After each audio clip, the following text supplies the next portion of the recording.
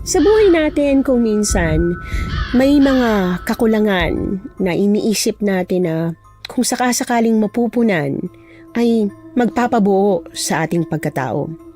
Pero paano kung ang isang lihim na hinihintay mong masiwalat ay hindi pala kasagutan na ang dadalhin, kundi kadiliman? Ganyan po ang tema ng ating kwento ngayon. Pero bago ang lahat, kung bago ka pa lang dito sa channel, please like, subscribe, and hit the notification bell para updated kayo sa bawat kwentong ilalabas. May bago tayong kwento 2 o 3 beses sa isang linggo. At ngayon, para sa tampok nating kwento. Parang gusto kong kumain ng isaw ah. Punta naman tayo kila Arlene. Ay, ang dami kong ginagawa eh. Kung ikaw na lang kaya. Libre naman kita eh. Bilhin na tayo ng isaw. Alam mo ba, masarap yung isaw nilang tinda. Suki naman ako nun eh. Naku, ang sabihin mo, si Arlene lang talagang pinupuntahan mo, hindi yung isaw na tinda niya. O hindi ah. Totoo naman talaga masarap yung isaw eh. Malinamnam. Hindi yung pa ba natitikman yung tinda niya? Hindi. Tsaka, never kong titikman ng tinda niya, no? Malay ko ba kung may gayumang nilalagay yun sa paninda niya? Grabe naman ito. Siguro insecure ka lang sa kanya, kaya ganyan ka mag-react. What? Hoy! Never akong ma-insecure sa katulad niya, no? Anong tawag dyan? Alam mo, wala kang dapat ipag-alala. Mas maganda ka ron. Huwag mo na nga ako pinaglololo ko. Baka tamaan ka sa akin eh. Tignan mo to, nagsasabi lang naman ako ng totoo eh. Ano bang masama ron? Alam mo, kung ano yung masama yung ginagawa mo, sigurado naman akong paglalaruan mo lang yan si Arlene eh. Kapag ikaw talaga kinarma, ay naku, ewan ko na lang talaga sa'yo. Hindi totoo ang karma. Tsaka kung siya magiging girlfriend ko, hindi ko siya sasaktan no. Bukod sa sobrang ganda na, malalabanos pa yung kutis. Parang narinig ko na yan noon. Alam mo, sigurado naman akong hindi magkakagusto sa katulad mo yun. Paano mo naman nasabi? Bakit? Kakausap mo ba siya? Tsaka pogi naman ako ah. Kaya walang dahilan para hindi niya ako magustuhan. Hindi, pero yung karakas niya, alam na alam ko. Kaya kung ano man ang gagawin mo, naku, wag mo na lang itutuloy. Masasaktan ka lang. Basta, bahala na si Batman. Basta ako, gagawin ko ang gusto ko. Makikita mo, mapapasagot ko rin siya. Ewan ko sa'yo. Hoy, papaalalahanan lang kita ha. Hindi mo pa kilala si Arlene. Alam mo naman sigurong dayo siya dito sa atin, no? O ano naman ngayon kung dayo siya? Anong connect nun? Ay, ewan ko sa'yo. Palibasa, huli ka na sa mga balita eh. Anong balita ba? Yung nilalandi niya yung mga kalalakihan? Sus, hindi totoo yun. Ang balita, aswang daw yung tindera. Kaya maraming kalalakihan ang nahuhumaling sa kanya. Kaya nga maraming galit ng mga kababaihan dito eh dahil inaakit daw yung mga, kahit yung mga asawa nila. Huwag ka maniwala dun. Isa ako sa magpapatunay na hindi ganun si Arlene. Bahala ka. Walang masama kung maniniwala tayo, ha? Yun lang sasabihin ko sa'yo. Kaya mo na lang sila. Mabuti pa sama mo na lang ako. Ayoko nga. Kung doon tayo pupunta, naku, wag na lang. Tara na kasi, sama mo na ako. Parang di ka kaibigan oh. Okay, sige, ang kulit mo. Sinabi na ngang ayoko eh. Nailing na lang ako sa kakulitan ni Ray. Yung tipong kahit ayaw mo ay talagang pipilitin ka. Gusto niya kasing makita yung tindera ng isawan na si Arlene. Bagong lipat lang kasi yun dito. Napag-alaman namin na siya palang pamangkin daw ni Aling Mameng, ang may-ari ng isawan. Simula kasi nang ito ang maging tindera ay naging patok na ang kanyang paninda, lalo na sa mga kalalakihan sa aming lugar. Kaya naman maraming galit sa kanya ng mga kababaihan at aminado kong isa na rin ako doon. Hindi dahil sa maganda siya, hindi ko lang talaga gusto ang pag-uugali niya. Pakiramdam ko kasi ay may kakaiba sa kanya na hindi ko maipaliwanag kung ano. Tulad nga ng inaasahan namin, marami nga itong customer pagdating namin doon. Sabi ko na nga ba, ang dami nga ng tao, naku. Kainis naman kasi, kaya ayoko sumama eh. Sus, okay lang yan. Ang mahalaga, papatikim ko sa'yo yung paninda niya. Promise, kapag natikman mo, sigurado ako uulit-ulitin mo yun. Ayoko nga. Kahit hindi na, no. Mamaya, may gayuma pa yun. Kaya siguro masarap yung isaw niya. Tsaka, hindi naman ako kumakain yan. Ikaw talaga puro ka na lang hinala. Di ba pwede masarap lang talaga yung ginagawa niya? Ganon kasi kapag may halong pagmamahal. Kaya lahat ng gawa niya sobrang sarap. Di wow, sasamahan lang kita dito no. Pero hindi ibig sabihin na bibili at kakain din ako. Ano, ayaw mo talaga? Nakakailang naman kung ako lang yung kakain tapos ikaw hindi. Wag mo na akong alalahanin, busog pa ako. Tsaka, ikaw na lang, hindi ko talaga bet yung mga ganyang pagkain eh. Sabi mo yan ha. Mamaya niya sabihin mo na naman damot ko. Sige, ganito na lang. Kung gusto mo akong ilibre, doon na lang kila Aling Muneth. Yun, kakain talaga ako kapag doon tayo bumili. Ha? Bakit doon? Pwede naman dito na lang eh. Tsaka layo-layo, gutom na kaya ako. Tingnan mo nga oh, ang bango oh. Sige na nga. Wala talaga akong magawa kapag gusto mo. Ako, ikaw talaga, ang lakas mo sa akin. Lahat na lang ng gusto mo, ginagawa mo talaga. Kutusan kaya kita dyan.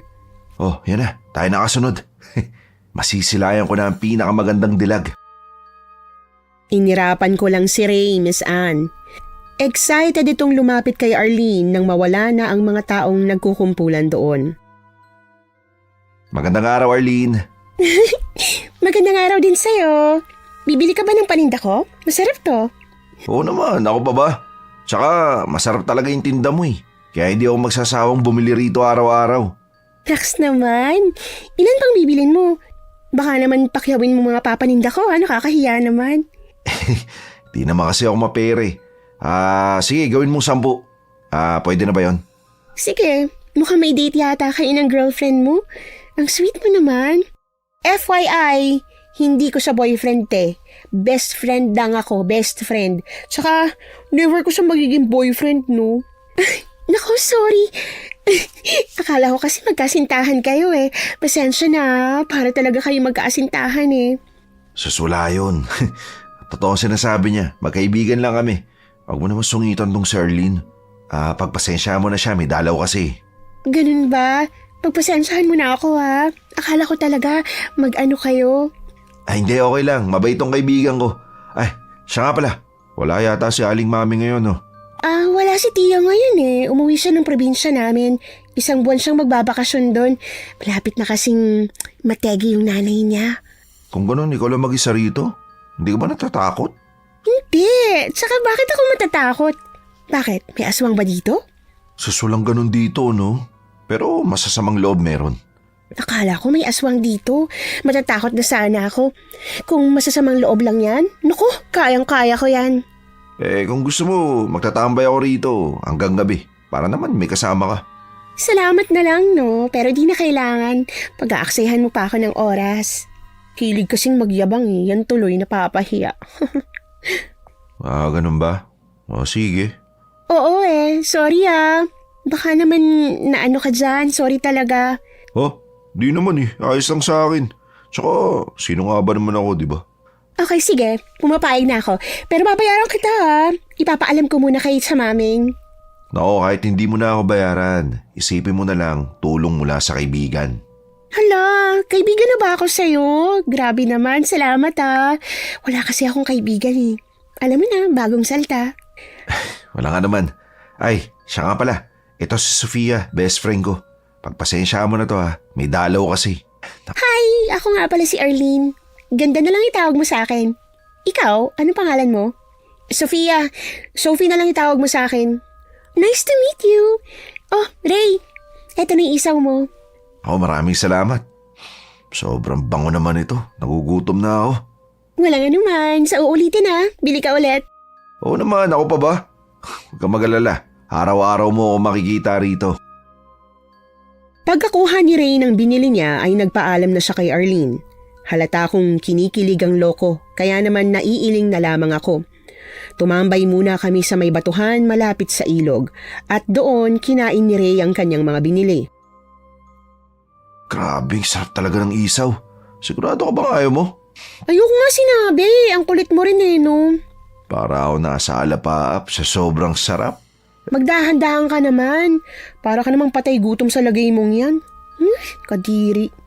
Pasensya na. Natatakam lang talaga ako eh. Sobrang sarap kasi. Alam mo, pansin ko talaga sa'yo kapag kumakain ka niyan, parang patay gutom. Ganun ka na ba ka OA? Anong gagawin mo? Sobrang sarap eh. Subukan mo kayang tikman para malaman mo kung gaano kasarap yung isaw.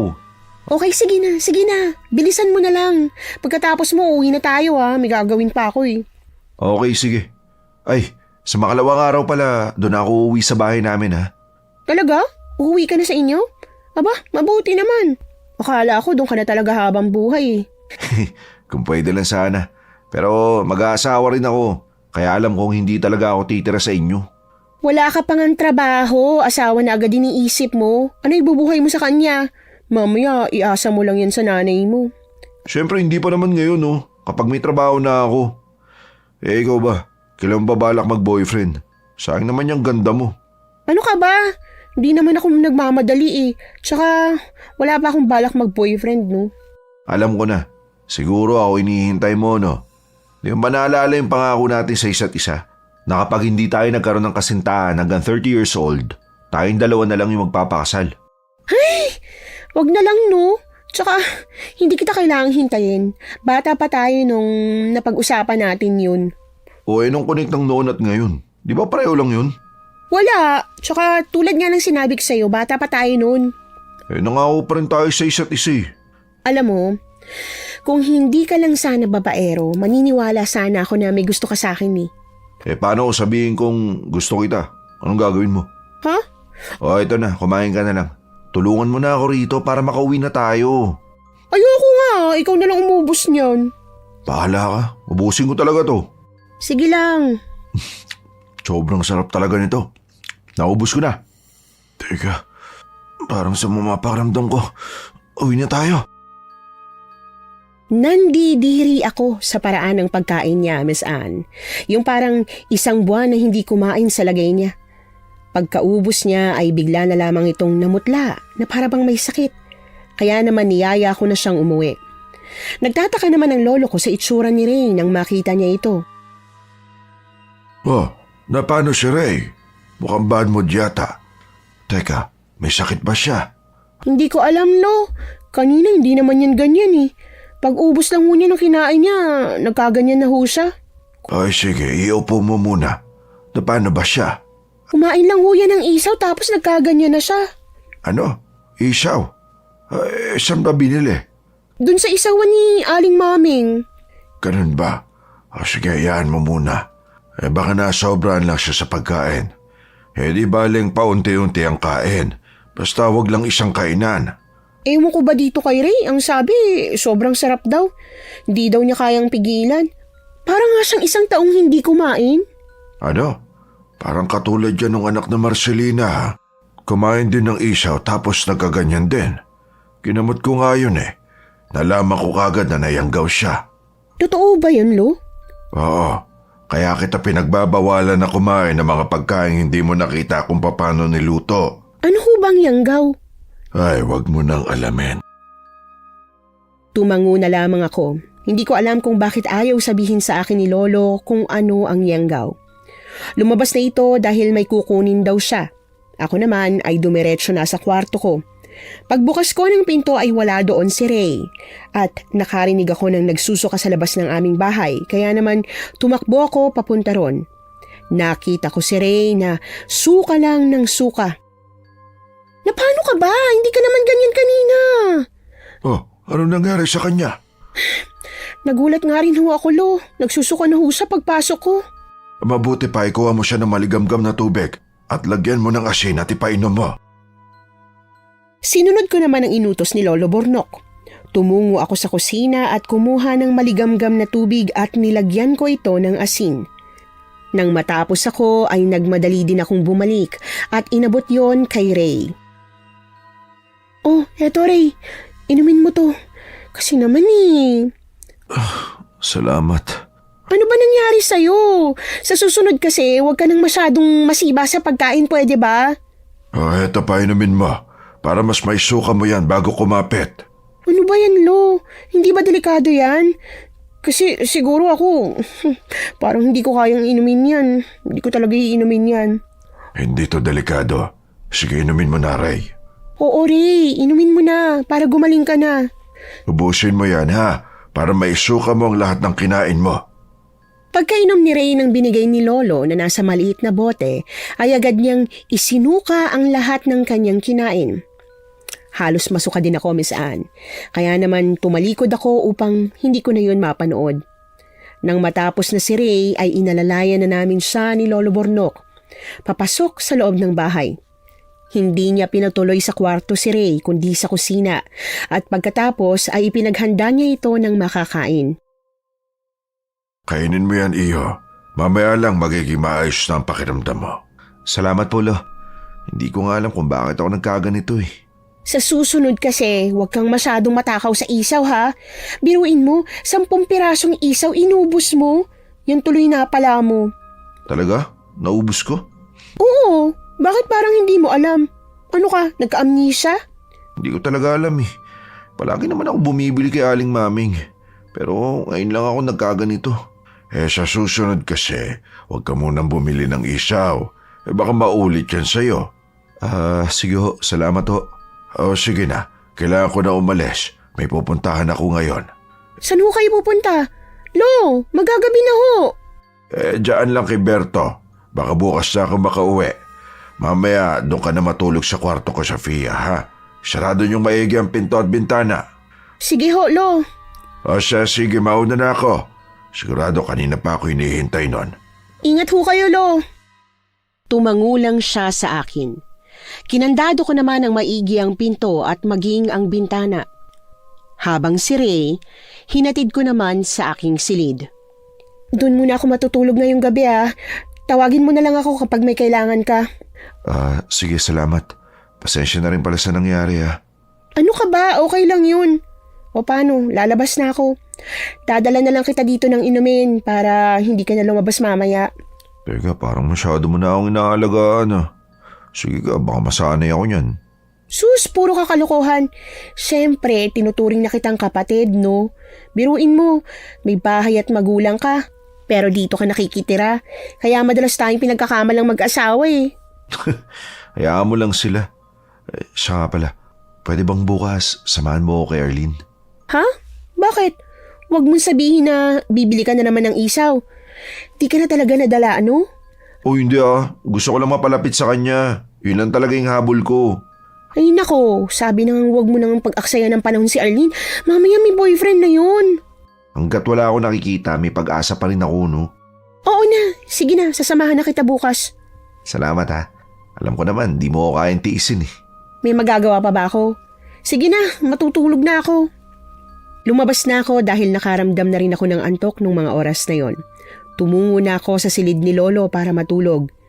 Kinabukasan, pagising ko ay sinimulan ko na ang gawaing bahay at nagluto na rin ako para kahit dumating si Lolo ay kakain na lamang ito. Wow, sipag natin dyan ah. Oh, gising ka na pala. Ano, okay na ba pakiramdam mo? Ayos na ako. Di ko nga akalain mangyayari yun sa akin eh. Kalimutan mo na lang. Baka makalimutan mo mamaya ha. Ang alin? Di ba pupunta tayo kay Arlene? Seryoso ka talaga doon? Oo naman. Ewan ko ba? Parang na-inlove na yata ako sa kanya. Mukhang tinamaan ka na talaga, no? Sige na, magkape ka na nga. Puro kalokohan eh. Hindi ako nagbibiro. Makikita mo. Oo na! Sabi mo eh. May magagawa pa ba ako sa kakulitan mo? Natatawa na lang ako dahil sa sinabi nito. Hindi ko alam kung talagang sincere siya sa sinabi niya. Pero pagkatapos ng lahat ng gawain ko ay nagpasama na ito. Muli kaming nagtungo sa tindahan ng isaw. Kilig na kilig ang mokong nang makita niya si Arlene. Hi! Hi! Ang ganda yata ng mood mo. Tama ka. Sobrang ganda talaga. Lalo na nang makita ko yung pinakamagandang dilag sa balat ng lupa. Oy, grabe ka naman. Mukha ba akong balat ng lupa? Hindi naman ganun yung ibig ko sabihin, no? Okay, akala ko kasi itsurang lupa na ako. Bibili ka ba? Oo. Sarap kasi. Ray, di ba nag-usap na tayo? Kulit mo talaga. Oo, alam ko naman yun eh. Last na to, promise. Alam mo naman ang nangyari sa'yo kahapon, di ba? Ano na lang sasabihin ni Lolo? Naku, mapapagalitan na naman ako nun. Ano nangyari? May nangyari sa'yo, Ray? Kasalanan ko ba? Wala naman. Ano lang, medyo sumama lang yung pakiramdam ko. Tsaka hindi mo kasalanan yun, no? Tama siya. Wala kang kasalanan dahil kasalanan yun ang kinain niyang isaw kahapon. Sumama kasing sikmura niya. Halos lagnatin na nga. Sofia, Ha? Totoo? Naku, pasensya na kayo. Minsan kasi hindi magandang nabibili kong isaw eh. Sorry Ganito na lang para makabawi ako. Libre ko na lang yung kakainin mo. ay nako hindi na. Okay naman na ako. Nasobrahan lang siguro ako kahapon. Naubos ko kasi. Naku, sorry ulit Hindi ko natingnan kung may sirabang isaw sa mga nabili ko. Hindi mo naman kasalanan eh. Kasalanan yan ni Ray. Masyado kasi siyang masiba. Grabe naman ito. Di ako ganun, no? Kasalanan ko bang sobrang sarap ng tinda niya? Pagluto niyan, umuwi na tayo Pagluto niyan. Oh, mamaya na. Bibigay ko pa kasi ito kay nanay. Sigurado magugustuhan niya yan. Sige na. Pagkaluto ng isaw ay umalis na nga kami at pumunta sa bahay ni Ray para mayabot sa pamilya niya ang binili niya. Pagkatapos ay dumiretso na nga kaming muli sa bahay. Nang sumunod na araw ay muli kaming tumungo sa tindahan ni Aling Mameng. Hi, magandang umaga sa'yo, ganda. Ganda talaga. Magandang umaga rin sa'yo. Ano, bibili ka ba? Hindi na muna ngayon. Medyo naumay din kasi ako sa araw-araw eh. Sayang naman, wala pa akong benta eh. Kala ko, buwan naman na kita. Wala ka pang benta? O sige, pabili na lang ako ng 6. Yan, buena mano ako Oh, bakit hindi mo papakiyawin? Di ba ang takaw mo sa ganyan? Ikaw naman, masyado mo ako nilalantad dito kay Arlene eh. Natutuwa talaga ako sa inyo. Para kayong aso't pusa pag nagbabangayan kayong dalawa. Habang nagiinisan kami ni Ray ay may dumating na isang magandang babae. Napakaganda at malagatas ang balat at aakalain mong artista ito. Excuse me. Hello, my dear. Kumusta ang tinda mo? Oh, Nay! Anong ginagawa mo dito? Akala ko ba hindi ka napupunta? Masama bang makita ko ang anak kong maganda na manang-mana sa nanay niya? Nandito ako para tulungan ka. Wala kang kasama, kaya dito na muna ako hanggat wala si Mameng. Anak? Mag-ina kayo? Di nga. Oo. Bakit? Anong problema doon? May mali ba? Wala naman ng mali. Hindi lang ko kasi halata eh. Masyado po kasi kayong maganda at batang tignan eh. Ganun ba? Nako, maliit na bagay lang yon. Alam mo bang marami nang nagsabi niyan na parang hindi kami magnanay nitong si Arlene? Kung ako yung tatanungin nyo, para lang ho kayo magkapatid eh. Kahit sino ho siguro yung makakita sa inyo, ganun din yung sasabihin. Suki ka ba ni Arlene? Oo. Suki ho ako ni Aling Mameng kaso wala ho siya eh. Hindi ko lang ho siya basta sukay, Nay. Kaibigan ko na ho sila. Talaga? Wow naman, may kaibigan na pala ang anak ko dito. Sa katunayan yan, pinsan ko si Mameng at sa amin niya pinagkatiwala itong tindahan niya. Ho? Sigurado ho ba kayo kamag-anak niyo si Aling Mameng? Bakit mo antipaklong ho siya? Alam mo, natutuwa ako sa'yo. Palabiro ka, no? Hindi katulad ng ibang mga nakilala ko. Slight lang ho. Pero hindi ho talaga ako nagbibiro. Totoo yung sinasabi ko. Tsaka tanong ko lang ho maaari ko bang malaman kung ilang taon na ho kayo? Ano ba sa tingin mo? Ilang taon na ako para sa'yo? Mukha lang ho kasi kayong 16 years old eh. 51 na ako. Hindi halata, no? 51 talaga ho? Ano ang gamit yung beauty product? Nag-finance po ba kayo? Wala akong gamit, ano? Ganito talaga kami. Hindi rin kami retokada. Kagaya ng inaakala mo. Natural ang beauty namin. Grabe naman ho. Parang yung mga kaidaran nyo dito sa lugar namin, mga uugod-ugod na yung itsura eh. Isipin mo na lang na hindi kami mag-ina. Para kaming magkapatid o magkaibigan, ano? Tama ho kayo. Hindi ako makapaniwala sa edad ng nanay ni Arlene, Miss Anne. Sapagkat hindi mo naman talaga aakalaing nasa 50 anyos na siya. Maging si Ray ay hindi rin makapaniwala sa ganda nito. Kahit ang mga kalalakihang dumaraan ay talagang napapalingon sa kanya at halos lumuwa ang mata at tumulo ang laway sa kakatitig sa kanya. Ano, bibili ka ba o makikipagdaldalan ka? Naiinip na ako Bibili ako. Saklit lang naman. Starstruck talaga ako sa nanay ni Arlene eh. Ang landi mo, no? Pati ba naman matanda papatulan mo? Sigurado ka na ba dyan sa ginagawa mo? Iwan kita dito eh. Total, hindi ka naman na matutulog sa bahay bukas. Pasensya na ha. Ilan nga palang isaw ang bibilin mo? 6 lang po. Sa akin lang naman yan eh. Ikaw, Sofia, bibili ka rin ba? Nako, hindi na. Hindi kasi ako makain ng ganyan eh. Oo, hindi ho talaga siya mahilig sa mga karne at isaw ng kahit anong hayop. Gusto lang ho niyan gulay. Alam mo, ang karne ang sobrang sarap. Lalo na kapag hilaw. Bakit hindi mo itry? Hilaw? Kumakain ka ng hilaw? Oo naman. Alam mo, mas malasang hilaw kesa sa lutong karne. Hindi naman ako makakibo dahil sa sinabi nito. Nakatitig lang siya sa akin ng seryoso. Kaya naman, nakaramdam ako ng takot dahil pakiramdam ko ay may ibig sabihin ang kanyang tinuran. Oh, bakit parang natulala ka dyan? Ano iniisip mo? Ha? Wala, ano lang, medyo sumama kasi yung pakiramdam ko eh. Parang gusto ko na umuwi. Sige, hintayin na lang natin maluto tapos uwi na tayo. Magkaano-ano kayo? Alam mo, Iha, parang kilala kita. Kaso hindi ko lang matandaan kung saan tayo nagkita. Wala ho, magkaibigan lang ho kami. Tsaka nasisiguro kung hindi ko kayo kilala. Magkaibigan? Hindi pala ako na-inform na pwede palang tumira sa iisang bahay ang babae at lalaki na hindi magkaano-ano. Oo, magkababata ho kami. Tsaka doon na ho ako nakikitulog. Umuwi lang ho ako sa amin kapag maliligo. Okay, akala ko kasi magkasintahan kayo. Bagay pa naman kayo. Nako, hindi ho mangyayari yun. Iha, huwag kang magsalita ng ganyan. Kadalasan kasi sa magkaibigan, nagkakainlaban. Tulad nyo, pwede kayong mauwi sa ganun. Hindi ho mangyayari yun. Kaibigan, tsaka kapatid lang ho ang turing ko sa kanya. Totoo ho yun. Hindi ho talaga mangyayari yun. Para na ho kasi kami magkapatid eh. Okay. O siya, sige. Papasok na muna ako sa loob. Ako kasing magtitimpla ng sauce at magluluto ng isaw. Sige ho. Pumasok siya sa loob. Tinitigan ko lang siya, Miss Anne, dahil hindi talaga ako makapaniwala na ganoon kabata ang itsura nito. Pagkaluto ng isaw ay nagpaalam na rin si Ray kay Arlene. Tapos ay umuwi na rin kami dahil siguradong hinihintay na kami ni Lolo. Oh, saan kayo galing? Kanina pa kasi ako rito. Bumili lang ho kami ng isaw. Ano ka mo? Bumili ka na naman. Gusto mo bang maulit yung nangyari sa'yo kahapon? Hindi naman ho eh. Baka lang ho nasobrahan ako. Pero ngayon po, hindi lang po ako kakain. Meron din po kayo.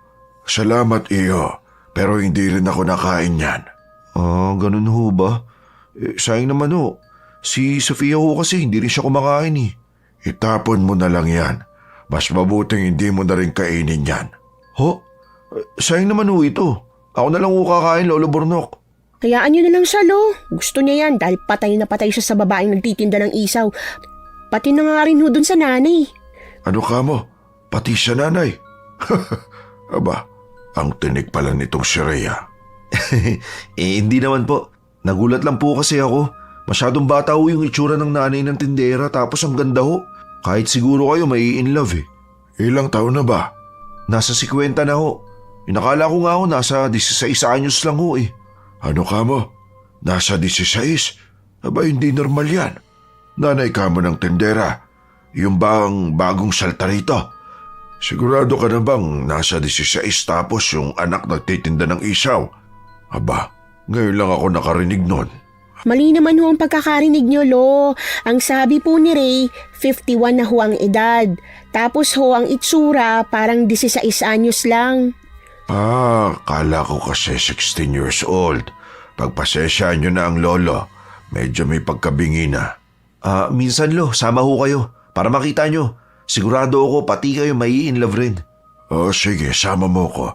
Para makita ko kung totoo ba yung pinagsasabi mo.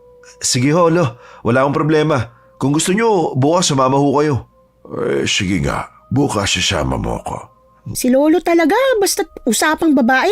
Talagang ano ho kayo, no? Hindi. Gusto ko lang makita kung totoo ba. Hayaan mo na si Lolo. Huwag kang KJ dyan. Minsan lang naman oh. Ikaw talaga, kukutusan kita dyan eh. Pati si Lolo ko dinadamay mo. Lo, sa inyo na lang ho ito. Medyo nadala na rin ho kasi ako eh. Sige, ilagay mo na lang dyan. Huwag mo nang kainin. Sige ho. Lo, Mamaya hong gabi, magpapaalam po sana ako. Tatambay ho kasi ako kila Arlene. Sige, walang problema. Pero alam na ba ng nanay mo yan? Siguro magpaalam ka rin sa kanya. Siguro, mamaya uuwi ako. Sofia po, mamaya may iuutos ako sa'yo.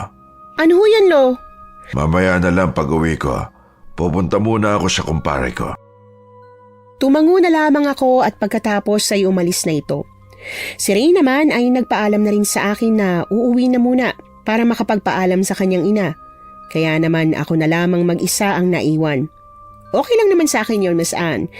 Kahit papaano ay magkakaroon ng konting katahimikan ang mundo ko. Inaliw-aliw ko na lamang ang sarili ko sa paglilinis ng bahay. 2:00 na ng hapon nang matapos ako. Habang wala pa sila ay napagpasyahan ko na lamang na lumabas dahil nakaramdam din ako ng pagkainip. Habang ako ay naglalakad patungo sa plaza ay dinig ko ang bulungan ng mga tsismosang kapitbahay namin na nagkukumpulan na naman sa kanilang tambayan.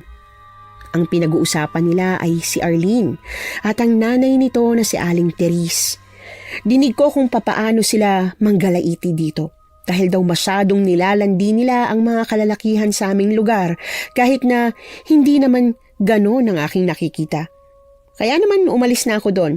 Hindi ko naman alam kung bakit napadpad ang mga paa ko sa isawan ni Arlene at nakita ko kung paano nito kausapin ang mga lalaki doon. Wow, sweetheart talaga! Alam mo, gusto ko yan. Kasi wala namang tumatawag na sweetheart sa akin eh. Sige lang, ubusin niyo yan. Meron pa dito oh. Ikaw ba, Ray? Ayaw mo? Busog pa ako eh. Dinig kong sinambit ni Arlene habang masaya itong nakikipaglandian. Nakita ko rin doon si Ray na isa sa mga lalaki na masayang nakikipagkwentuhan kay Arlene at sa nanay nitong si Aling Therese. Pansin ko naman sa mga nagiinuman doon na parang hayok na hayok sa pagkain ng isaw. Alam mo, tuwang-tuwa talaga ako sa'yo. Napakabait mo kasi eh. Hindi katulad ng mga nakikilala ko. Ikaw, sakto lang. Kinikilig naman ako sa'yo. Ganda mo na, ang bait mo pa. Tapos sobrang sarap pa ng isaw na tinda mo. Hindi naman kasi ako nagtitimpla niyan, kundi yung nanay ko na inaakala mong kapatid ko. Na-starstruck ka, no? Sobrang ganda ng nanay ko, diba? Kahit sino nai-inlove dyan. Paano? Mas maganda pa kaysa sa akin. Tama ka. Ano ba kasi sikreto ng nanay mo? Paano niya napapanatili yung ganyang kabatang itsura kahit na nasa 50 na siya? Secret! Pero wala siyang ginagamit na kung ano-ano. Pero alam mo kung anong nagpapanatili sa batang itsura namin? Yung pagkain ng sariwang karne. Palabiro ka rin, no? Alam ko naman binibiro mo lang ako eh, no? Tama ka. Tanong ko lang pala, buti hindi mo kasama si Sofia. Si Sofia ba? Ano kasi, nagpaalam akong uuwi saglit sa bahay pero naisip ko nang dumiretso dito. Alam mo, yung kaibigan mo, nakakasiguro ako na may pagtingin sa'yo. Si Sofia, may pagtingin sa akin. Naku, nagkakamali ka lang. Matali kami magkaibigan nun. Tsaka, hindi tulad ko ang tipo niya, no? Dinig ko ang usapan nila. Mabuti na lamang ay hindi nila ako nakikita dahil sa dami ng tao sa paligid. Nagpasya na lamang akong umuwi dahil malapit na rin namang gumabi. Si Ray ay hindi naman uuwi, kaya walang dahilan para hintayin ko pa ito. Pagkarating ko sa bahay ay nagtataka ko kung bakit wala doon ang isaw na binili ni Ray. Ang inisip ko na lamang, baka kinain na ng pusa. Apo! Ay, wala ka! Lolo Bornok naman eh, ginulat niyo naman ako. Bay, bakit ako sinisisi mo? Hindi ko naman intensyon na gulatin kita. Sensya na ho, Lo. Siya nga po pala. Kinain niyo ho ba yung isaw? Wala ho kasi rito eh. Baka tinangay na ho ng pusa, sayang naman ho. Di ko kinain na po at mas lalong hindi ko ipapakain sa hayop. Isinama ko na lang doon sa itatapon. Ano ho? Tinapon ninyo? Lo, sayang naman ho. Ano ho bang dahilan? Ba't tinapon nyo na lang kesa ipakain sa hayop? Tsaka, ano ho ba yung ipag-uutos ninyo? Ayos na po. Wala na akong ipag-uutos pa. Mas mabuting kalimutan mo na lang yan. Pero wag mong sasabihin kay Ray ha. Baka magtampo yon. Saka po, wag na wag kang titikim ng kahit kaunti ng isaw na binibili ni Ray. Bakit, Lo? May problema ho ba? Ay basta, Apo. Wag nang maraming tanong. Ang mabuti pa, magsaing ka na ng panghapunan natin. Isakto mo ha, yung pang sa atin lang. Sige ho, Lo. Sumunod naman ako sa iniutos ni Lolo Bornok. 5:30 na rin ng hapon. Si Lolo naman ay nagwalis na ng aming bakuran at nagsusunog ito ng saktong 6:00 at nagsasaboy din ito ng asin na araw-araw nitong ginagawa. Palagi ko siyang tinatanong pero ang lagi niyang sagot sa akin ay pamproteksyon lamang daw yon. Nang gumabi na ay muling sinabit ni Lolo ang mga bawang sa bintana, pinto, at pagkatapos ay kanya itong kinakandado ng mabuti. Apo, tara kain na tayo. Nang sa ganun ay makapagpahinga ako ng maaga. Sige Lolo. Abala kasi ako sa paglalatag ng higaan. Nang tawagin ako ni Lolo ay agad din naman akong lumabas. Naroroon na ito.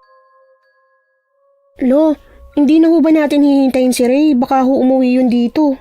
Ay, di na, Apo. Hindi ba tagpaalam siya na tatambay doon sa tindahan ng babaeng kinababaliwan niya? Ay, ewan ko ba dun, Lo? Alam niyo ba, Lo? Hindi naman ako sa nakikialam ho, ah. Pakiramdam ko talaga parang may mali dun sa nagtitinda at saka dun sa paninda nila eh. Anong ibig mong sabihin? Basta, Lo, hindi ko ho maipaliwanag. Hayaan mo na. Mas mabuti pa ako magluto ka na lang para makakain na tayo. Magwawalis muna ako sa bakuran. Sumunod naman ako sa inutos ni Lolo Bornok. Nagluto na nga ako ng aming hapunan. Sinakto ko lang dahil wala naman si Ray, habang si Lolo naman ay nakaupo lang. Hindi na siguro dadaan dito si Ray, ano? Hindi na Lo. Baka doon na ho siguro kakain yun sa kanila. Patay na patay talaga yung kaibigan mo sa tindera ng isaw. Delikado yan para sa kanya. Sinabi niyo pa Lo. Hindi niya nga ho alam kung may boyfriend na ho ba yun si Arlene. Masyado talagang babaero yun si Ray, tapos iiwan niya rin sa bandang huli. Hayaan mo lang siya. Mabuti nga hindi ka nagkagusto sa kanya. Kundi, nasisiguro ko masasaktan ka lang niya. Alam naman natin na playboy si Ray at ayaw na ayaw niya magseryoso. Naku Lo, never hong mangyayari yun no. Ayoko sa katulad niya. Ayos na ho sa akin na kaibigan ko lang ho siya. Mabuti yan na po. Marami namang lalaki siguro ang matitino pa sa panahon na ito, hindi ba? Hindi ko pa po iniisip yan, Lo. Gusto ko muna i-enjoy yung pagiging dalaga ko. Mahirap kasi pasukin ng pag-aasawa eh. Tama ka. Mabait na bata ka talaga.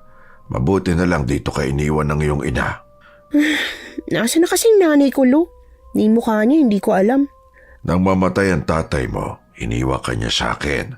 Sinabi niya wag daw kitang ibigay sa nanay mo para daw sa kaligtasan mo. Ano ho bang pangalan ng nanay ko, Lo?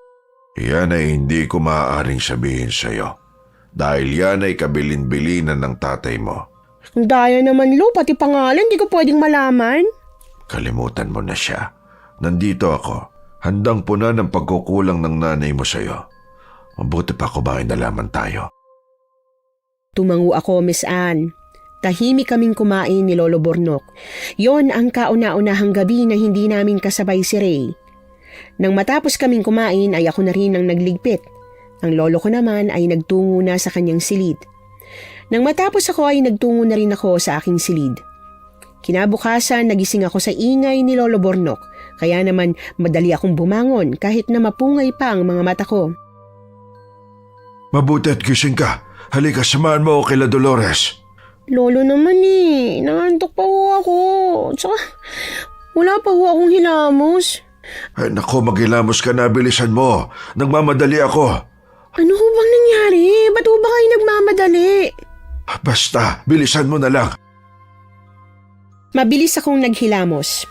Hindi na ako nagpalit pa ng damit dahil sa kakamadali ni Lolo Bornok. Pagdating namin doon ay maraming nagkukumpulang kapitbahay, kina Aling Dolores.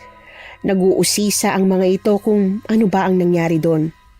Tabi, padaanin niyo ako. Nagmamadali naman si Lolo sa pagpasok kaya naman nagsitabi ang lahat. Pagpasok pa lang namin ni Lolo ay nabungaran kaagad namin ang asawa ni Aling Dolores na nakagapos at nagwawala.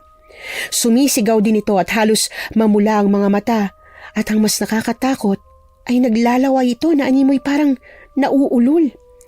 Nakaramdam naman ako ng takot kaya naman tumabi ako sa gilid. Magsitabi kayo dyan, Dolores. Ako na bahala kay kumpare. Agad namang sinunod ni Aling Dolores si Lolo. Pinanood ko lamang si Lolo sa kanyang ginagawa. May nilabas si Lolo Bornok na isang maliit na garapon na may lamang langis. Kumukulo yun at halos matapo na ang langis dahil sa pag-apaw.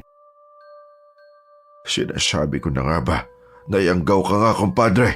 Mabuti na lang ay maaagapan ko pa. Naguguluhan naman kami sa sinabi ni Lolo Bornok.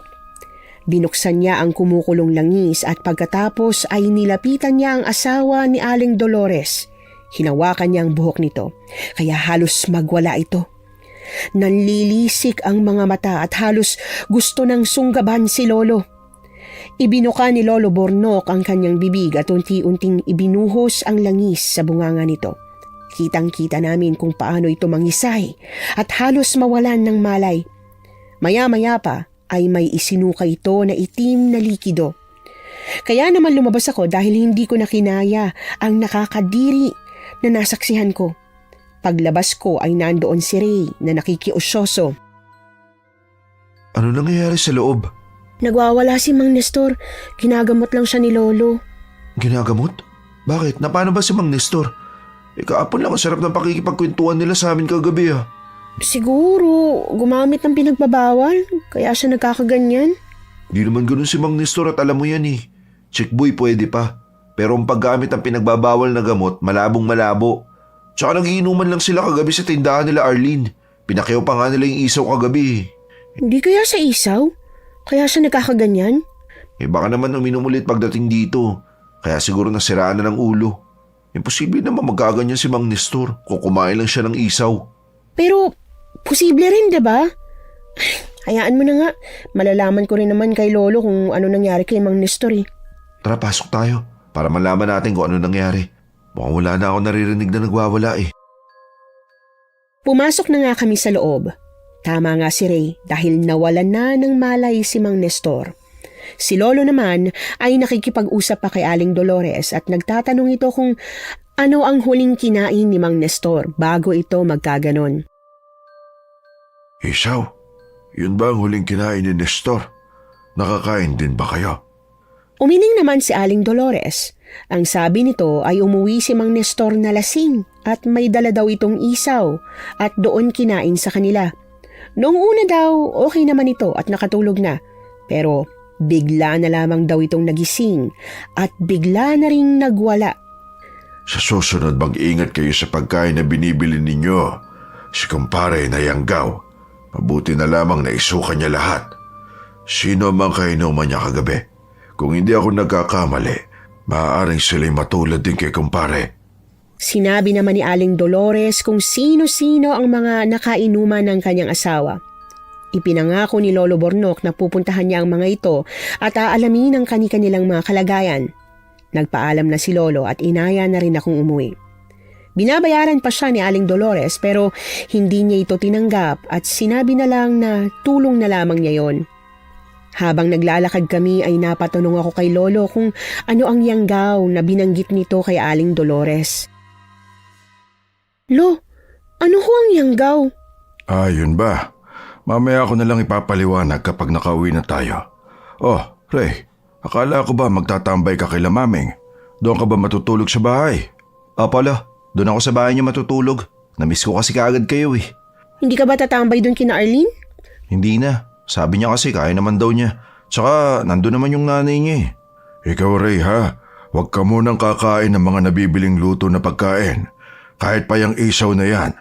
Lalo ngayon, sunod-sunod na ang nayayanggaw dito sa ating lugar. Opo, wag ho kayo mag-alala. Nadala na ho ako. Yung binibili ko, pinapakain ko na lang sa hayop. Ano ka mo? Sa hayop? Sa susunod, huwag mo nang gagawin yan. Yon ang bilin ni Lolo Bornok. Tumangulang si Ray. Kahit na nagtataka ito. Pag-uwi namin ay dumiretso si Lolo Bornok sa kanyang silid at hindi na lumabas pa. Nang sumunod na araw ay muli na naman kaming nakabalita ng pangyayanggaw. Kaya naman palaging wala si Lolo dahil ito ang manggagamot sa aming lugar. Nagagamot din naman ito ni Lolo pero marami pa rin ang nadadali ng yanggaw. Mga apo, bukas ay lalakad ako. May gagamutin kasi ako na nakakain na ng sariwang karne. Lo, hindi ho ba kayo napapagod? Bukod ho sa inyo, alam niyo naman pong meron pang ibang manggagamot dito sa lugar natin, diba? Mas mabuting ako na lang ang gumamot, apo, para masigurado kong mailalabas nila ang lahat ng nakain nila. Ano ho ba kasi yung yanggaw, Lo? Wala akong oras para magpaliwanag, apo. Kailangan ko nang magpahinga. Tumango na lamang ako at hindi na kumibo pa. Pagsapit naman ng gabi ay kumain lang si Lolo at pagkatapos ay muli na itong bumalik sa kanyang silid. Kinabukasan naman ay nagpaalam si Ray na pupunta kay Arlene. Hindi na nito ako inaya pa. Ayos lang naman sa akin dahil mas gusto kong abalahin ang sarili ko sa mga gawaing bahay kesa ang maglakwat siya. Pagsapit ng hapon ay umuwi na rin si Ray na malungkot ang mukha. Oh, ano nangyari sa'yo? Ba't ganyan mukha mo? Wala. Ayos na ako. Alam ko na, Lo. Mukhang may nabasted dito ah. Hindi kasi lahat ng babae basta-basta na lang mahuhulog sa lalaki. Okay lang yan. Marami namang babae ang mas maganda pa dyan sa kinababaliwan mo. Hindi naman ho sa nabasted. Sa totoo lang ho niyan, gusto ko na ho siyang ligawan eh. Kaso nahihiya ako. Diba expert ka na sa ganyan? Bakit ngayon nagkakaganyan ka? Huwag mong sabihin sa akin na nagbago ka na. Hindi ko rin alam kung bakit sa kanya ganito yung nararamdaman ko. Basta nalaman ako nahihiya sa kanya. Kaya mo na yan. Huwag mo nang pasakitin ang ulo ni Lolo. Kung gusto mo talaga siya, ipakita mo. Hayaan mo na siya, apo. Alam kong kayang-kaya mo yan, Ray. Isipin mo na lang na dati mo yung ginagawa. Sige, Lolo. Magpapatulong na lang ho ako dito kay Sofia. Bakit sa akin ka magpapatulong? Anong alam ko dyan? Sino ba kaibigan ko? Di ba ikaw? Tsaka kailangan kita. Wala akong lakas ng loob kapag hindi kita kasama, no? Wala nga kasi akong alam sa ganyan. Ba't ba ang kulit mo? Alam ko. Pero alam ko na alam mo kung ano gusto ng mga babae. At dun mo ako matutulungan. Hello! Ang dami kaya ng gusto ng mga babae, no? Malay ko ba kung materialistic si Arlene? Samahan mo na lang siya, po. Alam kong matutulungan mo siya. Pero hindi kayo maaaring tumikim ng tinitinda nila, ha? Kasi naman, Lo, alam niyo namang ayoko lumabas ng bahay. Mas gusto ko pa maglinis kaysa magaganyan-ganyan pa. Huwag ka nang umangal. Sinabi na ni Lolo Bornok. Tsaka wag ho kayo mag-alala, Lolo. Susundin ho namin yung mga bilin nyo. Ay nako, mamaya ikaw magluto. Kakainis ka. Alis na ako. Alam niyo namang may gagamutin pa ako. Sige, Holo, mag-iingat ho kayo. Tuwang-tuwa naman ang Loko. Napabuntong hininga na lamang ako. Sinamahan ko ito at tinuruan kung anong maaari niyang ibigay kay Arlene. Habang papunta kami roon ay dumaan muna kami sa tindahan. Natatawa ako sa binili nito. Imbis kasi na tsokolate, ang bilhin ay 10 piraso ng honey at chichirya ang binili. At pagkatapos ay namili pa ito ng bulaklak ng kalabasa na ibibigay daw niya kay Arlene. Masaya naman siya sa kanyang ginagawa kahit na nakakatawa lang. Pagdating namin sa isawan ay abala na sa pagtitinda si Arlene. Oh, ano ginagawa mo? Bakit ka huminto? Lapitan mo na. Nahihiya kasi ako eh. Samahan mo naman ako. Bakit? Ako ba manliligaw? Di ba hindi? Kaya ikaw na lang. Alam kong kaya mo yan. Kinakabahan kasi ako. Sige na, samahan mo naman ako. Marami pa kasing tao eh. Siguro maghintay muna tayo. Sige na, kainis ka talaga. Habang naghihintay kami ni Ray ay may isang matandang babae na sumugod kay Arlene. Naghuhuramentado ito at tinutukan pa ng balisong si Arlene. Kaya naman natakot ang lahat, lalong-lalo na si Ray. Kita ko ang pag-aalala nito para kay Arlene, ngunit pinigilan ko lang siya dahil ayokong madamay kami kung ano man ang meron sa pagitan ng Ale at ni Arlene. Hayaan mo na lang siya, mamaya madamay pa tayo. Hindi ko siya pwedeng pabayaan. Nakita mo, di ba? Tinutukan siya ng balisong. Ang kulit mo rin. Kapag napahama ka, wag mo akong sisisihin ah. Lumapit si Ray at tinanong ang matanda. Ngunit maging siya ay tinutukan din at sinabing wag na lamang makialam kung ayaw nitong madamay.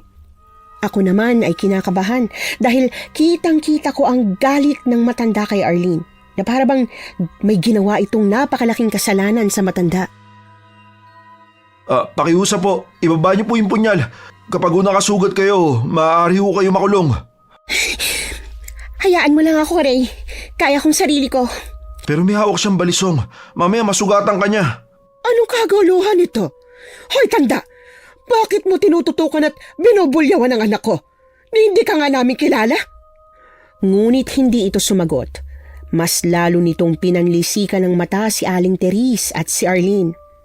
Hindi naman makapaniwala ang lahat ng marinig ang hinaing ng matanda.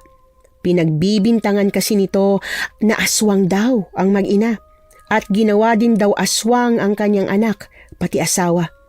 Kaya ganoon na lamang ang kanyang galit sa mga ito. Ang mga tao doon ay nagbubulungan, lalo ng mga kababaihan. Hati ang kanilang paniniwala. Ang mga kababaihan ay sang-ayon sa matanda, habang ang mga kalalakihan kumakampi sa mag-ina. Hindi kami aswang. Tingin niyo ba? Kung aswang kami ng nanay ko, lalabas ba kami ng umaga? Magsialis na kayo bago pa ako tumawag ng pulis. Bago umalis ang matanda ay binulyawan pa nito ang mag-ina at binantaan na kapag hindi sila umalis ay susunugin ang tindahan ni Aling Mameng. Hindi ko naman sila nakitaan ng takot o ano paman. Lumapit na rin ako doon dahil bala kong kutusan si Ray sa pagiging bida-bida nito. Ikaw ang yabang mo talaga. Kapag ikaw nasaksak nun, magiging sirang Ray ka na lang. Aray, grabe naman ito. Alam ko nanakot lang yun, kaya naglakas loob lang ako. Salamat nga pala, Ray, ha, sa pagtulong mo. Okay lang yun, di naman din kita natulungan eh. Matanong ko lang, bakit pinagbibintangan kayong dalawa ng mga aswang? Yan nga rin ang hindi namin alam ni nanay eh. Ang sasama pala ng ugali ng mga tao dito, porkit mga dayo lang kami? Hayaan nyo na lang ho sila. Mas mukha pa nga silang aswang kaysa sa inyo eh. Kapag hindi sila tumigil, ipapakita ko sa kanilang sinasabi nilang aswang. Nay, hayaan nyo na lang po yung mga tao. Ganyan talaga sila. Marami lang po talagang inggit sa inyo. Dahil sa ganda nyo mag-ina. Siguro nga tama ka, Ray. Bibili ka ba? Oo, bibili ako. Siya nga pala. Eto, para sa'yo. Para sa akin ba to? Bakit mo pala ako binibigyan ng ganito? Gusto ko sanang umakyat ng ligaw sa'yo eh. Aakyat ka ng ligaw sa anak ko? Akala ko gusto mo makipag-inuman dahil nagdala ka ng pulutan.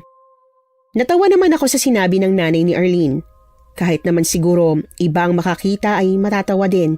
Maging si Arlene ay batid kong natatawa din, ngunit pinipigilan lamang nito. Okay lang yan, Nay.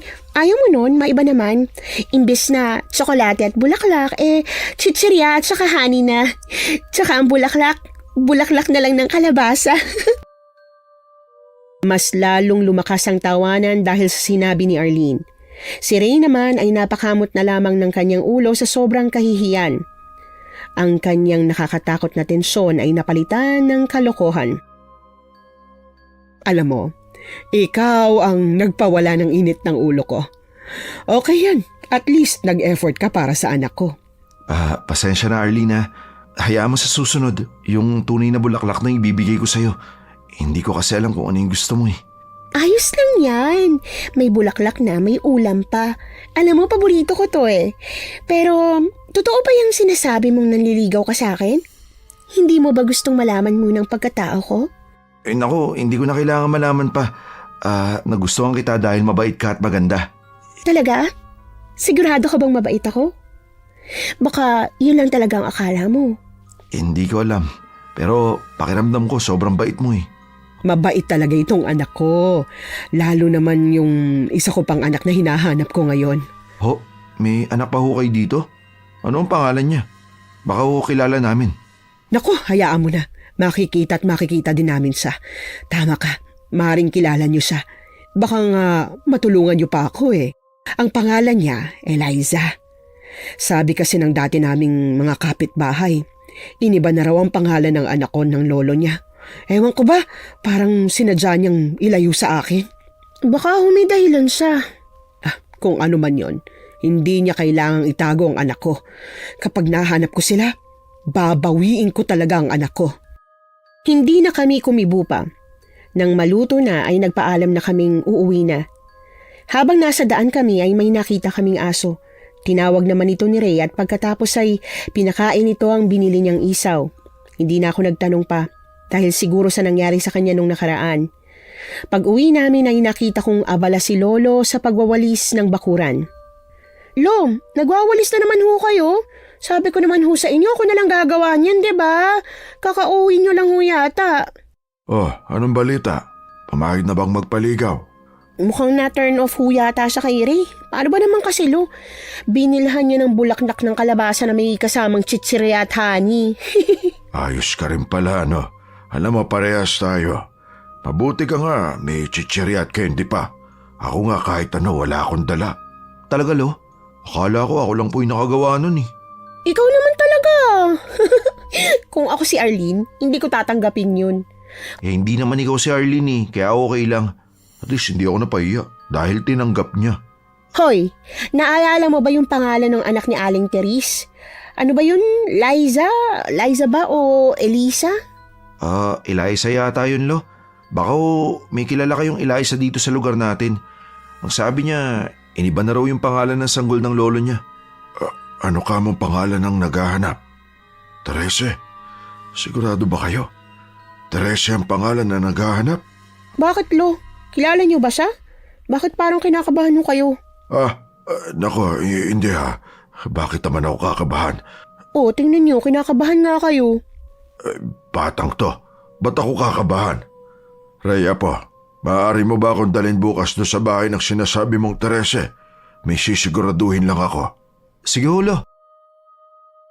Naguguluhan naman kami ni Ray sa inaasta ni Lolo Bornok. Pakiramdam ko tuloy na kilala niya ito kahit hindi pa niya nakikita. Kinabukasan nga ay nagpasama ito kay Ray. Hindi niya ako pinapasama dahil inutusan niya akong maglaba. Pero hindi ako nakinig. Sinundan ko sila ng palihim. Nagtago ako sa likod ng sasakyan dahil huminto sila malapit sa tindahan ng isawan. Sakto namang lumabas si Aling Therese sa loob ng bahay ni na Aling Maming. Si Lolo Bornok naman ay bigla na lamang tumalikod na aking ipinagtaka. Dinig ko naman ang pagtatanong ni Ray sa kanya. Oh, Lo, bakit huwag ito malikod? Kilala niyo ho ba siya? Hindi. Halika na, umuwi na tayo. Lo, teka lang ho. Uwi na ho tayo kagad. Akala ko ba gusto niyo siyang makita? Ray, huwag mo nang isasama dito ang apo ko. Nakikiusap ako sa'yo. Kung gusto mo pang maging welcome sa bahay ko. Hindi ko alam kung bakit ganoon na lamang itong magsalita. Maging si Ray ay nagulat din sa inasta ni Lolo Bornok. Nakita ko namang naglalakad na sila pabalik kaya tumakbo na akong pauwi. Hingal na hingal naman ako dahil sa kakatakbo. Umupo ako sa batsa at nagkunwaring naglalaba. Pagdating nila ay tahimik lang si Lolo. Oh, wala ka pang nalalaban. Ilang minuto rin ako nawala. Yan palang ba yung nalaban mo? Lolo, parang hindi naman kayo nasanay sa akin. Ganito talaga akong maglaba. Pasensya na apo. Punta muna ako sa likod ha. Magtatabas lang ako ng damo. Sige, Lo. Pag alis nito ay agad akong nagtanong kay Ray kahit na alam ko na kung anong sinabi ni Lolo. Sinabi pa rin naman niya ang lahat sa akin. Di ko nga rin alam eh. Bakit gano'n na lang makareact si Lolo Bornok? Niisip ko tuloy na baka kilala nga niya si Aling Terese. Pansin ko nga. Pero bakit kaya gano'n na lang ang reaksyon ni Lolo? Tsaka hindi ko rin nakalain na pagbabawalan niya ako na isama kita kila Arlene. Hayaan mo na. Malalaman ko rin kung kilala niya ba si Aling Therese. Tumango na lamang si Ray at pagkatapos ay tinulungan na niya akong maglaba. Nang matapos kami ay si Ray nang nagluto ng aming pananghalian. Si Lolo naman ay hindi pa rin pumapasok sa loob kaya naman pinuntahan ko na sa likod ng bahay. Nakita ko itong abala pa rin sa pagtatabas ng damo kaya naman tinawag ko siya upang yayain ng kumain. Lo, tara na ho, kain na tayo. Mamaya nyo na lang ho yan tapusin. Mauna na kayo. Hindi pa ako gutom. Lo, kumain na ho muna tayo. Masama hong malipasan ng gutom. Huminto naman ito sa kanyang ginagawa.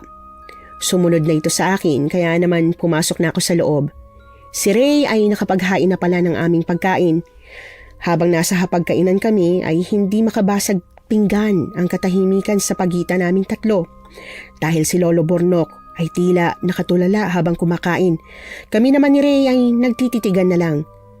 Maging nang matapos kaming kumain ay tahimik lang itong lumabas. Grabe naman si Lolo. Ano nangyayari sa kanya? Sobrang nakakapanibago. Hayaan mo na. Kapag nasa wisyo na siya, tatanungin ko kung anong problema niya. Tsaka anong kinalaman ni Aling Teresa sa kanya. Mabuti pa nga. Nakakaawa naman si Lolo Bornok. Dapat siguro tanungin natin si Aling Teresa. Sa ngayon, hayaan na muna natin siya. Tsaka wag mo nang itanong kay Aling Teres. Mas maganda kung kay Lolo na lang natin malaman. Tumango na lamang si Ray. Pagsapit ng gabi pagkatapos naming kumain ay pumasok na si Lolo Bornok sa kanyang silid. Kami naman ni Ray ay nagligpit ng pinagkainan. Nang matapos kami ay tumungo na rin kami sa aming silid. Ilang sandali pa'y nakatulog na si Ray habang ako naman ay hindi. Hindi ko mapigilang isipin si Lolo kung ano ba ang koneksyon niya kay Aling Teres. Habang lumalalim ang gabi ay hindi pa rin ako dinadalaw ng antok. Kaya naman bumangon ako at iniwan ng mahimbing na natutulog na si Ray. Nasa lapag kasi ito natutulog. Dahan-dahan akong humakbang upang hindi siya magising. Paglabas ko ay uminom muna ako ng tubig. Pagkatapos ay babalik na sana ako nang marinig ko si Lolo na umiiyak. Kaya naman dahan-dahan akong lumapit sa kanyang silid at pinakinggan ko ang mga sinasabi niya. Diyos ko, hindi niya maaaring malaman kung nasaan kami ng aking apo. Panginoon, kayo na hong bahala sa amin ni Sofia at sa lahat ng mga tao rito. Dahil alam kong narito siya upang kunin ang kanyang kailangan. Dinig kong turan ni Lolo. Hindi ko alam kung sino ang tinutukoy niya. Muli na akong bumalik sa aking silid. Mas lalo akong nahulog sa malalim na pag-iisip kung sino ang tinutukoy ng aking lolo. Kinabukasan naman pag-alis ni Lolo Bornok ay nagpaalam din si Ray sa akin na tutungo siya kina Arlene. Punta muna ako doon ha. Di kasi kita pwedeng isama eh. Magagalit si Lolo Bornok. Mamaya maligwak ako rito. Sige, dito ka ba manananghalian o uuwi ka sa inyo? Siyempre dito ako kakain oh. Sarap kaya ng luto mo. Wag mo na akong pulahin. Sige na, baka hinihintay ka na ng darling mo. Hindi pa kami noon. Pakiramdam ko wala siyang balak na sagutin ako eh. Huwag ka nang mawalan ng pag-asa. Malay mo naman, diba? Tsaka, pwede ba na wag mo sanang maitanong kay Aling Teresa ang pangalan ni Lolo? Mahirap na, mamaya magalit pa sa'yo. Oo, huwag ka mag-alala. Sige na, mauna na ako ha. Tumango na lamang ako. Hinayaan ko na siyang umalis. Pagsapit ng tanghali ay nagtataka ako kung bakit wala pa rin si Ray at maging si Lolo. Nakaramdam naman ako ng kaba. Kaya napagpasyahan kong puntahan na lamang ito. Pagdating ko doon ay maraming nagkukumpulang mga tao, kaya naman nakiusisa na rin ako. At nakita ko si Aling Teres at ang matandang babae na nag-aagawan ng balisong. Halos masugatan na si Aling Teres pero baliwala lang sa kanya. Natatakot naman awatin sila ng mga tao dahil baka sila naman ang masugatan. Galit na galit ang matanda at pinagbibintangan pa rin nitong aswang ang mag-ina. Kung ano man ang nangyari sa asawa mo, bagay lang sa kanya yon dahil masyado siyang babaero. Dahil sa sinabi ni Aling Teres ay mas lalong nagalit ang matandang babae. Wala talaga itong balak na buhayin si Aling Teres. Mabuti na lamang ay may naglakas loob na awatin sila. Nilayo nila ang matanda, kaya naman lumapit na ako sa kanila. Ayos lang ho ba kayo? May sugat ho kayo? Ayos lang ako. Hindi to masakit. Mamaya lang gagaling na rin to. Pumasok na ho muna kayo sa loob. Ako na ho bahala dito. Gamutin niyo ng mga sugat niyo. Grabe naman yung matandang yun. Ayaw kayong tantanan. Hayaan mo na, titigil din yun. Oh, ikaw pala, Sofia. Oh, Sofia, bakit nandito ka? Mamaya makita ka ni Lolo. Hindi yun. Tanong ko lang, bakit hindi ka pa umuwi? Di ba doon ka kakain? Pasensya na, nawala sa isip ko dahil sa nangyari. Nakakaawa nga si Aling Teresa, nasugatan pa. Ang laki naman ng galit sa inyo, Arlene. Bakit ganun na lang kayo pagbintangan? Hindi ko nga rin alam eh. Nananahimik lang kami dito ni Inay. Yung asawa niya bumibili dito ng isaw. Suki talaga namin yun. Pero napag-alaman naming namatay. Tapos kami pinagbibintangan? Kaya pala, wala siguro siyang masisi kaya sa inyo binuntun. Hayaan mo na lang siya, mananahimik din yan. Pakiramdam ko ay nagsasabi ng totoo ang matanda. Nang mangyari yon ay napagpasyahan ng magsarado muna ni na Arlene. Kaya naman umuwi na lamang kami ni Ray. Hanggang sa lumipas ang magdamag ay hindi namin akalaing may malagim na palang kaganapan. Dahil pagsapit ng umaga ay natagpuan na lang na wala ng buhay ang matandang babae at naliligo sa sariling dugo. Nakita ito sa may kakahuyan. Wala na itong laman loob at marami rin itong kalmot na hindi mo mawari kung anong nilalang ang may gawa. Ang pinaghihinalaan nilang pumatay ay ang mag-inang dayo sa amin dahil alam naman ng lahat na nagkapisikalan ng matanda at si Aling Teres. Siguradong aswang lang ang kayang gumawa ng ganyan. Grabe, sa tanang buhay ko, ngayon lang po ako nakasaksi ng ganyang kabrutal na krimen. Sino kayang halang yung bitukan na kayang gumawa sa kanya niyan? Alam naman natin kung sinong huling nakaalitan niya, diba? Huwag mong sabihin na naniniwala ka sa mga chismosang naririto. Wala naman silang pruweba. Haka-haka pa lang. Paano kung sila nga ang gumawa? Hindi ka ba nagtataka? Simula nung dumating sila, marami ng kababalaghan ang naganap. Nagkataon lang yun, Sofia. Huwag tayong judgmental. Hindi naman ako umimik.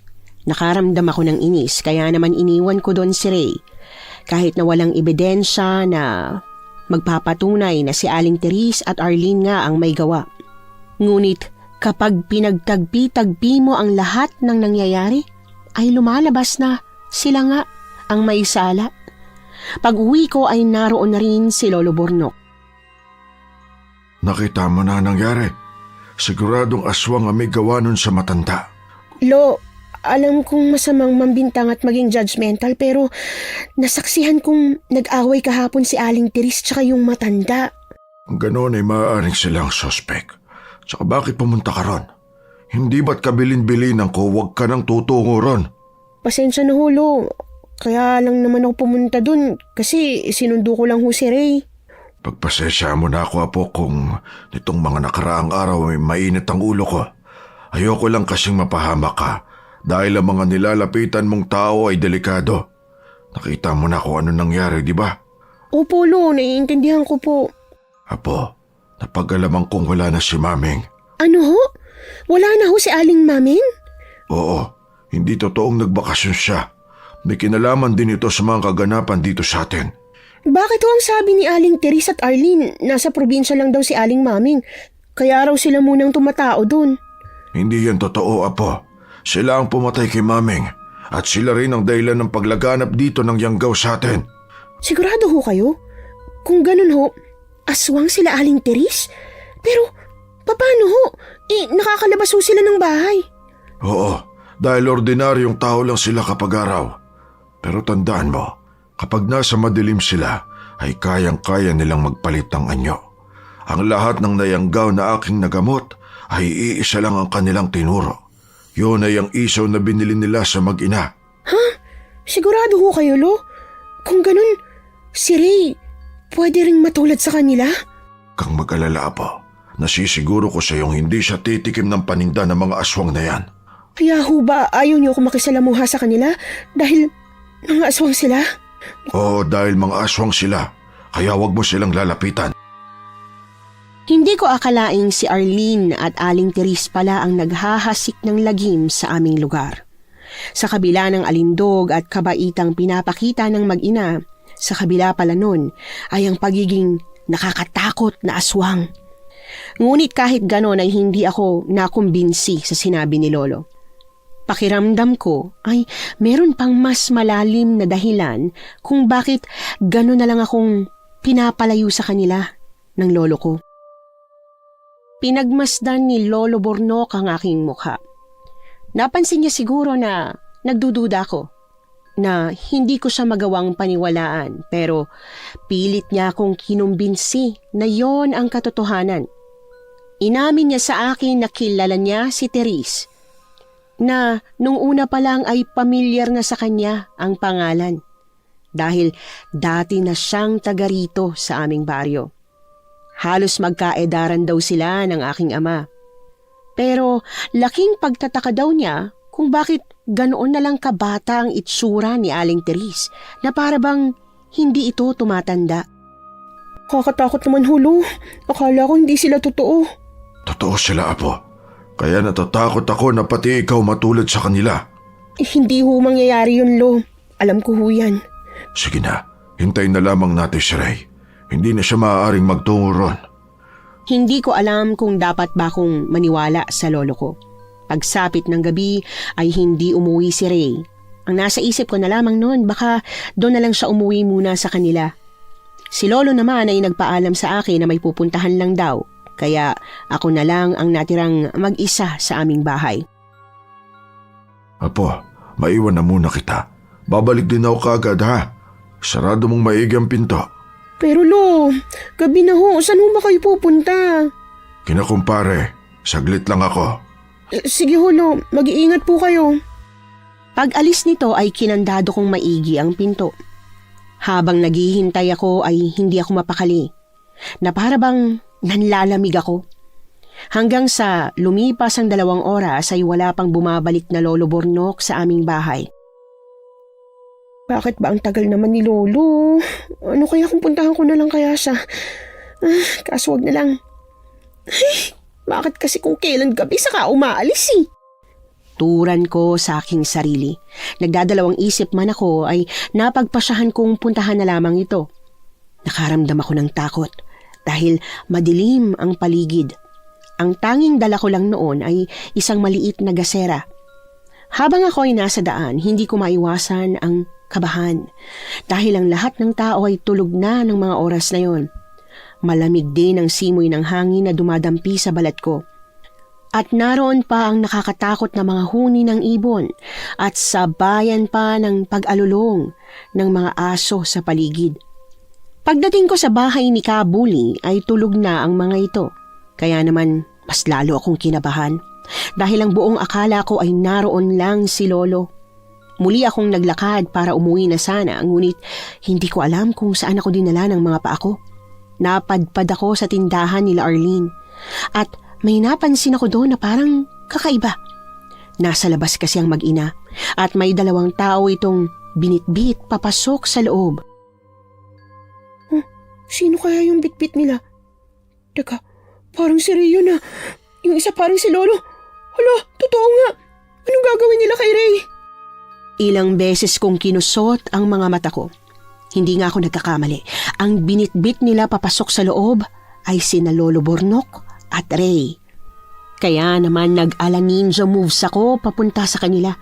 Maingat akong nagmanman. May nakita akong maliit na butas. At mula doon ay nakita kong itinali ng mag-ina sina Ray at Lolo Bornok habang naliligo ang 2 lalaki sa sarili nilang dugo. Sigurado ka ba, Nay, na siyang matandang hinahanap mo? Oo, siyang ama ng dati kong asawa. Siya rin ang dahilan kung bakit kami nagkahiwalay ng kapatid mo.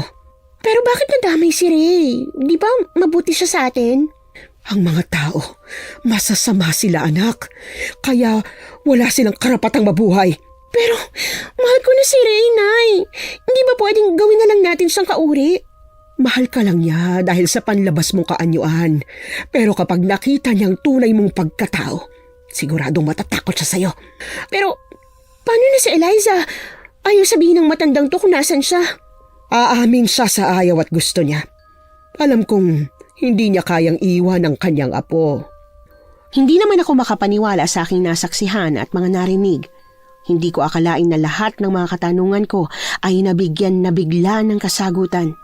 Habang nasa malalim akong pag-iisip ay hindi ko namalayan na nasa likuran ko na pala si Arlene. Anong ginagawa mo dito? Inay, nandito si Sofia. Arlene, anong ginawa niyo kay Ray? Masyado kang pakialamera. Sumama ka ngayon sa akin. Pilit akong nagpupumiglas, ngunit napakalakas niya. Hinila niya akong papasok sa loob at itinabi kina Ray at Lolo Bornok. Mga hayop kayo! Anong ginawa niyo kay Ray at kay Lolo? Lolo? Ikaw ang apo niya? Anong kasalanan sa inyo ng lolo ko? Bakit pati siya dinamay niyo? Ang buong akala ko mabubuti kayo. Sa likod pala ng mga demonyo kayo. Kasalanan yan ng lolo mo. Si Ray naman masyadong pakialamero, kaya dapat lang sa kanya yan. Lo, Ray, gising na. Pakiusap, gumising na kayo. Anong ginagawa mo dito, apo ko? Umalis ka na. Iiwanan mo na ako. Hindi, Lo. Hindi kita iiwanan. Kakalabas tayo dito, Lo. Sabang anak ko. Sagutin mo ako, tanda. Wala akong sasabihin. Wala kang mapapala. Kung ako sa'yo, patayin mo na lang ako. Tulad ng ginawa mo sa anak ko. Talagang mangyayari yan. Bumalik ako dito para bawiin ang anak ko. Kung ano man ang nagawa ng lolo ko, ako nang nakikiusap sa inyo, pakawalan niyo na sila. Hindi ko kaya mawala ang lolo ko. Tumigil ka! Malaki ang kasalanan niya sa akin. Hinawakan nito ang braso ko ng sobrang higpit. Pakiramdam ko'y mababalian ako ng buto sa tindi ng pagkakahawak nito sa aking braso. Huwag mong sasaktan ang apo ko! Hirap na bumangon si Lolo Burnok. Itinulak niya si Aling Teres kaya naman bumagsak ito sa sahig. Kitang-kita ko ang panlilisik ng mga mata ni Aling Teres. Bumangon ito at unti-unting lumapit kay Lolo Burnok. Kaya naman tumayo ako agad at hinarangan siya. Hayaan mo na siya, apo. Kaya ko ang sarili ko. Hindi, Lo. Kung papatayin ka lang din ng mga aswang na yan, idamay niya na ako. Huwag kang mag-alala. Lahat kayo mamamatay. Anong nangyari? Gising ka na pala, sweetheart. Ha? Alimaw! Sofia! Lolo Burnok! Ayos lang ho ba kayo? Ayos lang ako. Magpaalam na kayo sa isa't isa. Anak, alam mo na kung anong gagawin. Nanlaki ang aming mga mata nang biglang magpalit ng anyo ang mag-ina. Bilang isang mabangis na hayop at pagkatapos ay sumugod ang mga ito sa amin. Tumilapon kami. Sobrang sakit ng aking likuran at ganoon din si Lolo Burnok. Tatayo na sana ako, nagsakalin ako ni Aling Teres at inangat ako sa ere.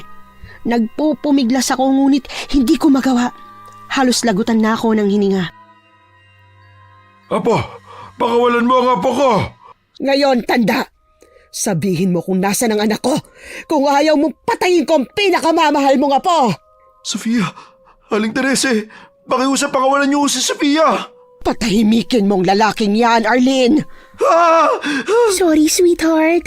Mas kailangan kong sundin ng nanay ko kesa sa'yo. Hey, hayop kayong mag-ina. Hanggang sa kamatayan ko, hindi mo malalaman kung nasa ng anak mo. Sige, mabilis akong kausap. Wag! Siya si Eliza! Siya ang anak mo! Mas lalo ako nitong sinakal kaya halos mawalan na ako ng malay. Ang huli ko lang narinig ay ang sinabi ni Lolo Burnok. Yon ang mga katagang narinig ko mula kay Lolo Burnok. Napaluha ako hanggang sa tuluyan na akong malagutan ng hininga. Ang buong akala ko patay na ako ngunit bigla na lamang akong nakaramdam ng matinding hapdi sa aking leeg. At doon, bigla na lamang ako nagising at naghabol ng aking hininga. May naramdaman akong kakaiba sa aking katawan, para bang nagkaroon ako ng kakaibang lakas. Anak, salamat buhay ka. Huwag mo akong tatawaging anak. Wala akong inang aswang. Hinanap ko si Lolo at si Ray. Nakita ko ang mga ito na wala ng malay, kaya labis na pagkamuhi ang aking nadarama. Mabilis akong bumangon at sinugod ko si Aling Teres, kaya naman tumilapon siya sa pader. Nakuha ni Arlene ang atensyon ko. Papasugod na siya sa akin kaya naman sinalubong ko siya at kasabay nun, namalayan ko na unti-unting humahaba ang aking mga kuko. Nang akmang sasagpangin na ako ni Arlene, ay dinukot ko ang puso niya. Arlene! Bakit mo pinatay ang kapatid mo? Kung gusto mo pang mabuhay, umalis ka na. At wag ka na magpapakita kahit na kailan. Kalimutan mo nang may anak ka. Mahal kita, anak. Bumalik ako dito para sa'yo. Ikaw lang ang kailangan ko. Kalilimutan ko lahat ng ito basta sumama ka sa akin. Hindi ako sasama sa'yo. Umalis ka na. May paparating. Tumakas na si Aling Teres, ang aking ina. Napahagulgol ako ng dahil doon. Iniwan ko ang labi ni Arlene dahil dinala ko sa pinakamalapit na gamutan, sina Lolo Bornok at Ray. Lumipas ang 1 linggo matapos ang pangyayaring yon. Nakalabas na rin sina Lolo at Ray. Nalaman na rin ng buong barangay namin na ang mga nangyayanggaw sa aming lugar ay ang sarili kong ina at kapatid. Wala na akong balita patungkol sa aking ina. Ako naman ay unti-unting nakaramdam ng kakaiba sa aking katawan. Kaya naman nagpatulong ako kay Lolo para gamutin ako. Napag-alaman niya na ginawa na akong aswang ng aking ina.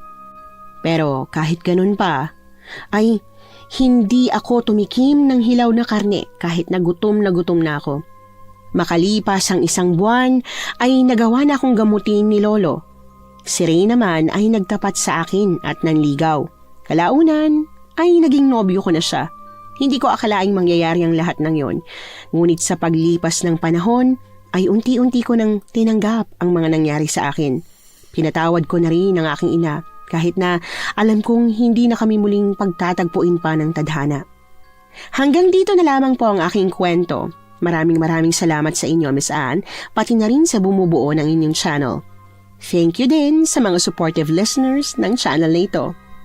Lubos na gumagalang, Sofia. Nagustuhan niyo po ba ang ating kwento ngayong araw? Kung oo ang sagot at hindi mo pa nagagawa, subscribe na. Click the notification bell para updated ka sa tuwing maglalabas kami ng bagong kwento. Click like at mag-iwan na rin ng comment. Masayang-masaya ako tuwing nagbabasa ng messages mula sa inyo. At kung may sarili kayong karanasan na gusto nyong ibahagi sa amin, email lang sa missanhorrorstories@gmail.com. Dire-diretso lang, missanhorrorstories@gmail.com.